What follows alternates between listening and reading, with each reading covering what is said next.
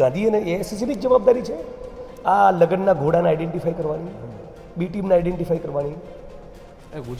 ગુજરાત પ્રદેશ કોંગ્રેસ સમિતિની જવાબદારી નથી કરો આઈડેન્ટિફાઈડ કે કોણ છે ફૂટેલી કારતૂસો અને કાઢો બધાને. કારતૂસો તો ખબર જ હોય, પરંતુ ઈચ્છા શક્તિનો અભાવ છે. ઈચ્છા શક્તિ 1000% ને તો કાઢી ના મૂકે. ઓન રેકોર્ડ કહું છું, 1000% ઈચ્છા શક્તિનો અભાવ છે. પહેલી વાર કેમ અમારા એઆઈસીસીના સેક્રેટરીઓ અહીંયા 3-4 વર્ષથી છે, બરાબર? તો રાહુલજીને એઆઈસીસીને ખબર પડી ગઈ કે અહીંયા બી ટીમના માણસો છે, તો એ લોકો 3 વર્ષથી પોસ્ટેડ છે, એમને ખબર ના પડી. નહીં ખબર છે. તમે કોંગ્રેસ માટે પણ બોલ્યા છો કે કોંગ્રેસ કેમ ચૂપ છે આ ઘટનામાં, શા માટે? એકદમ ગંભીરતા અને જવાબદારીપૂર્વક બોલું છું, અને બોલવું જ પડે. મારી પાર્ટીએ પણ ચાલે જ નહીં. કોઈ પણ જ્ઞાતિ કે ધર્મના વ્યક્તિ ઉપર અત્યાચાર અન્યાય થાય, પાર્ટીએ સ્ટેન્ડ લેવું જ પડે. આ એકલા જિગ્નેશભાઈની જવાબદારી નથી, એકલા કોંગ્રેસના એસસી ડિપાર્ટમેન્ટની જવાબદારી નથી. એ નાગરિક મર્યો છે, પછી ભલે ગમે તે જાતિ ધર્મનો હોય, પીડિત અને આરોપીની જાતિને ધર્મ ન જોઈએ. કોંગ્રેસ કેમ નથી બોલતી? પૂછો તમે, હું બી ઈચ્છું છું તમે એમની બાઇટ લેવા જાઓ.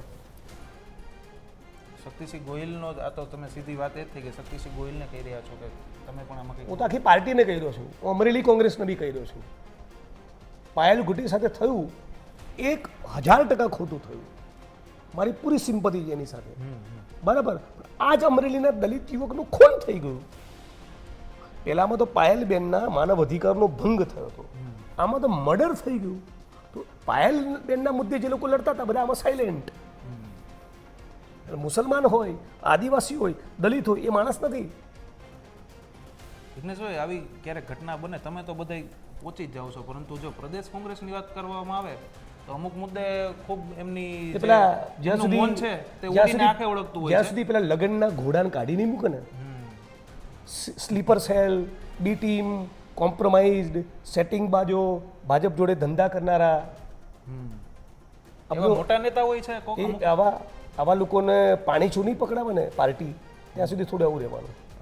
આવી મોટી ઘટનાઓ બને તમે તો પહોંચી જ જાઓ છો.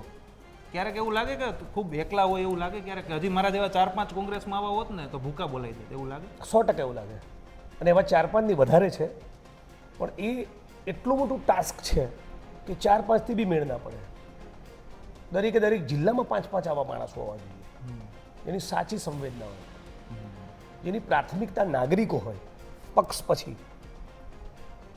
જ્યારે રાહુલ ગાંધી આવીને આવું બોલ્ડ સ્ટેટમેન્ટ આપી જાય કે આપણા કોંગ્રેસમાં પણ અમારા કોંગ્રેસમાં પણ એવા લોકો અમુક છે, ત્યારે 2-3 દિવસ તો એવો માહોલ રહે કે હવે કોંગ્રેસમાં જોરદાર આવે, આ લગ્નવાળા બધા નીકળી જશે, પરંતુ પછી એ બધી કંઈ થતું નથી. કેમ? એટલે જ શું, તમે રાઈટ જગ્યાએ બાઇટ લો.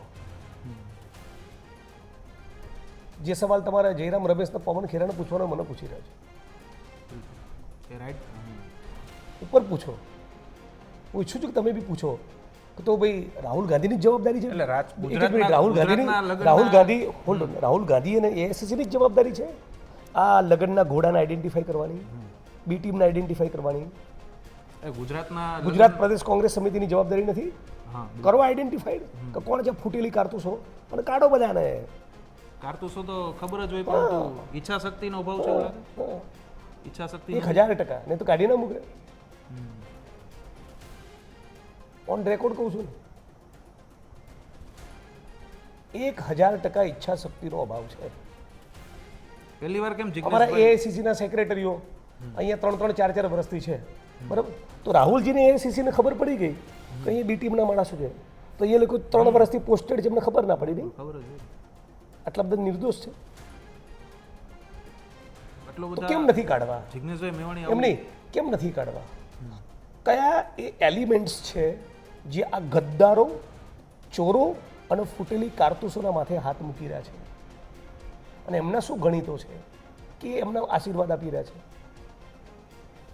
કોંગ્રેસ જ્યારે બહુ ખરાબ રીતે હારે છે ત્યારે બુટલેગરોને છાવરનારા પીઆઈને છાવરનારા એસપી કેવો છે? જ્યારે કોંગ્રેસ બહુ ખરાબ રીતે અમુક ચૂંટણીઓ હારે છે તો આપ એવું આપના સ્ટેટમેન્ટ ઉપરથી એવું માનો છો કે ભાજપ તો એને પછી હરાવે છે, પહેલા કોંગ્રેસ જ હરાવે છે કોંગ્રેસને? મારા સ્ટેટમેન્ટમાં કંઈ બાકી રાખ્યું કે મને બધું જ કહી દીધું.